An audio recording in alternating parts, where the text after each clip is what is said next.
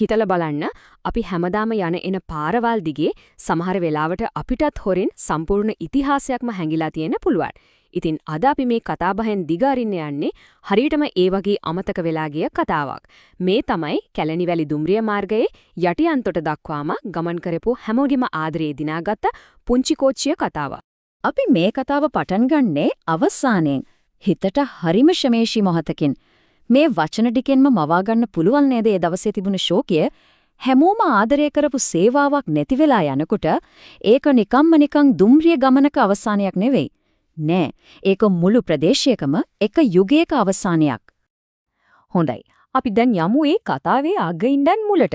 මේ දුම්රිය මාර්ගය සදාටම නිහඬ වෙන්න කලින් ඒ අවසාන ගමන ඇත්තටම කොයි වගේ වෙන්නේ නැද්ද? දවස තමයි 1941 දෙසැම්බර් මාසෙ 31. ඒ කියන්නේ අවුරුද්දේ අන්තිමම දවස. යටිඅන්තොට දුම්රිය ස්ථානයෙන් අවසන් වතාවට ඒ පුංචි කෝච්චිය ගමන් ආරම්භ කරා. හැබැයි ඉතින් ඒක කොහෙත්ම සාමාන්‍ය ගමනක් වුණේ නැහැ. හිතා ගන්න පුළුවන් දේ දවසේ තිබුණු গুপ্ত නිහඬ බව. හැම දෙම උන්නේ හරිත අකමැත්තෙන් වගේ. සිග්නල් කණුවේ පවා වැටුනේ ඕනෑවට එපාවට වගේලු. කාර්ය මණ්ඩලය අතරේ සුපුරුදු හිනා කතාබහ ඒ කිසිම දෙයක් තිබිලා නැහැ. හැමතැනම තිබිලා තියෙන බරපතල නිශ්ශබ්දතාවයක්. මිනිස්සු ස්ටේෂනමට ඇවිත් හිටියත් ගමනක් යන්න නෙමේ. මේ අවසානයේ තමන්ගේ ඇස් දෙකෙන් බලාගන්න. ඇතරම හැමෝගෙම හිතවල තිබිලා තියෙන ලෝක දුක. ඉතින් ඇයි මේ හැමෝම මේතරම ආදරය කරපු දුම්රිය මාර්ගය උවහවුප පටන් ගත්තේ? අපි දැන් කතාවේ අනික් පැත්තට, ඒ කියන්නේ ආරම්භයට යමු. මොකද මේක නිකම්ම මගින් ගෙනියපු සේවයක් විතරක් නෙවෙයි. කෝච්චියේ එන්න කලින් විශේෂයෙන්ම යටත් විජිත කාර්ය වැවිලිකරුවන්ට ලොකුම ප්‍රශ්නයක් තිබුණා. කැලණි මිටියාවතේ වගා කරන භෝග කොළඹ වරායට ගෙනියන එක හරිම අමාරු වැඩක් වුණා. හිතන්නකෝ ඒ කාලේ තිබුණේ ගොන් කරත්තයි ගඟ දිගේ යන පාරුයි විතරයි. ඒ කියන්නේ හරිම හිමින් හරිම අකාර්යක්ෂම ක්‍රමයක්. තේ පුවක් ඒ වගේම ලෝක ප්‍රසිද්ධ බෝගල මිනිරන් මේ වගේ වටිනා දේවල් කොළඹට ඉක්මනට ගෙනියන්න පැහැදිලිවම අවශ්‍යතාවයක් තිබුණා. ඔන්න ඔය ආර්ථික අවශ්‍යතාවය තමයි කැලණිවැලි දුම්රිය මාර්ගය කියන අදහසේ අඩිතාලම උනේ. ඒක තමයි හැමදෙකම පටන් ගන්නම. පුදුම හිතන දෙයක් තමයි තීරණේ අරගෙන හරිම කෙටි කාලයකින් මේ දුම්රිය පාර ඇත්තක් වුණා.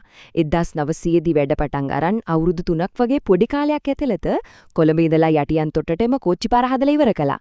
ඒ කාලේ හැටියට බැලුවම ඒක ඇත්තටම ලොකු ජයග්‍රහණයක්. ඉතින් ඇයි මේකට පුංචි කෝච්චිය කියලා කිව්වේ? ඒකට හේතුව තමයි මේක හැදුවේ නැරෝ ගේජ් නැත්නම් පටු දුම්රිය මාර්ගයක් විදියට. ඒ කියන්නේ සාමාන්‍ය රේල් පීලි දෙක අතර තියෙන දුරට වඩා මේ පීලි දෙක අතර දුර අඩුයි. මේ නිසා කඳුකරේ වංගු හරහා පාර හදන්න ලේසි වුණා. ඒ වගේන වියදමත් සෑහෙන්න අඩු වුණා. හරි. දැන් අපි ওই තාක්ෂණික කාරණාවලින් ටිකක් අයින් වෙලා මිනිසුන්ගේ මතකයන් අතරට යමු. මේ දුම්රිය මේ මිනිසුන්ගේ ජීවිතවලට කොයිතරම්නම් බැඳලා තිබුණද? මේ මතකය කොච්චර ලස්සනද? දුම්රිය ස්ථානය කියන්නේ නිකම්ම කෝච්චිය නවත්තන තැනක් නෙවෙයි. ඒක මුළු ප්‍රදේශයේම ආර්ථිකයේ හදවත වගේ. ගොන් කරත්ත පොලිමට ඇවිත් මගින් වයි බඩු බාහිරාදියයි ගෙනියන්න බලාගෙන ඉන්නවා. ඒ කියන්නේ නිතරම මිනිස්සු ගැවසෙන ජීවයින් පිරුණු තැනක්.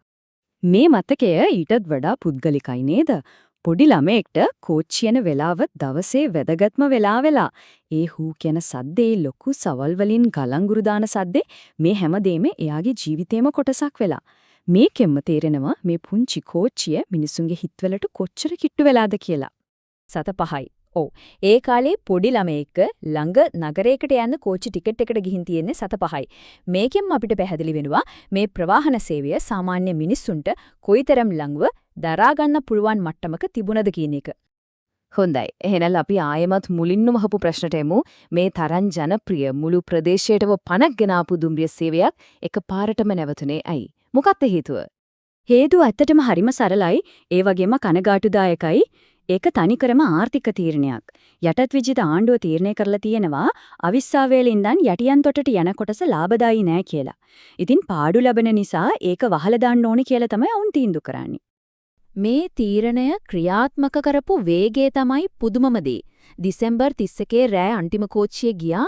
පහුදා ඒ කියන්නේ ජනවාරි 1 වෙනිදා ඉඳන්ම පාර වහනවා. එතනින් නවතුනේ නෑ. හරිම ඉක්මනට රේල් පීලි ටිකත් ගලවලා අයින් කළා. ඒ කියන්නේ මේ ඉතිහාසය පොළවෙන් මකලා දාන්න ලොකු උත්සාහයක් අරගෙන තියෙනවා. ඒත් රේල් පීලි ගැලවුවා කියලා සම්පූර්ණ ඉතිහාසයක් මකලා දාන්න පුළුවන්ද? අපි දැන් බලමු අද වෙලකොට අර පුංචි කෝච්චියෙන් ඉතුරු වෙලා තියෙන්නේ මොනවද කියලා. පුදුමයකට වගේ ඒ ඉතිහාසයේ සලකුණු තාමත් ඉතුරු වෙලා තියෙනවා. ටිකක් හොඳට බලන කෙනෙක්ට පාරවල් දිගේ පරණ ගොඩනැගිලි අතරේ අර නැති වෙලා ගිය කෝච්චි පාරේ අවතාරය හොයාගන්න පුළුවන්. හරි. පුදුමම දේ තමයි මේ පරණ දුම්රිය ස්ථාන තාමත් තියෙනවා. හැබැයි ඉතින් සම්පූර්ණයෙන්ම වෙනස් වෙලා. හිතන්නකෝ යටිඅන්තට තිබුණු ස්ටේෂන් එක. ඒක අද යටිඅන්තට පුලිස් ස්ථානය. කරවනැල්ල ස්ටේෂන් එක දැන් මාගම්මන කනිෂ්ඨ විද්‍යාලය. දෙහියෝවිට ඒක සෞඛ්‍ය වෛද්‍ය නිලධාරී කාර්යාලයක්. බලන්න මේ ගොඩනැගිලි අලුත් රාජකාරී කරන ගමන් තමන්ගේ ඇඟ ඇතුලේ අර පරණ කතාවත් හරි පරිස්සමට හංගගිලින්නවා. ඒ විතරක් නෙවෙයි අදටත් අපි පාවිච්චි කරන පාලම්, පාරවල් අයිනේ තියෙන පරණ ගල් බෝක්කු සමහර වෙලාවට අපි යන සම්පූර්ණ පාරක්ම මේ හැම දෙෙම අර පුංචි කෝච්චියේ මතක සටහන්. ඉතින් ඊළඟ පාර අවිස්සාවෙල්ල පැත්තේ යනකොට මේ සලකුණු ගැන ටිකක් විමසිල්ලෙන් බලන්න වටිනවා.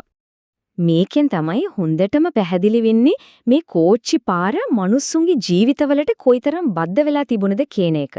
ඒකේ මිනිස්සුන්ගේ සංස්කෘතියේම එදිනෙදා ජීවිතයේම කොටසක් වෙලා. තමන්ගේ දුක සතුට කියන ජනකවිවලට දුම්රියේ ස්ථානය ඇතුළත් වෙලා. ඉතින් අවසාන වශයෙන් මේ ප්‍රශ්නේ අපේ හිතේ ඉතුරු වෙනවා. කැලණිවෙලි දුම්රිය මාර්ගය වගේම අපි හැමදාම යන්නේන පාරවල් යට පාලම් මුඩ පරණ ගොඩනැගිලි ඇතුලේ තවත් කොයිතරම්නම් අමතක වෙලා ගිය කතා හැංගිලා ඇතිද? සමහර විට ඊළඟ වතාවේ ගමනක් යනකොට ඒ වටපිටාව දිහා ටිකක් වෙනස් විදිහකට බලන්න අපිට පුළුවන් වෙයි.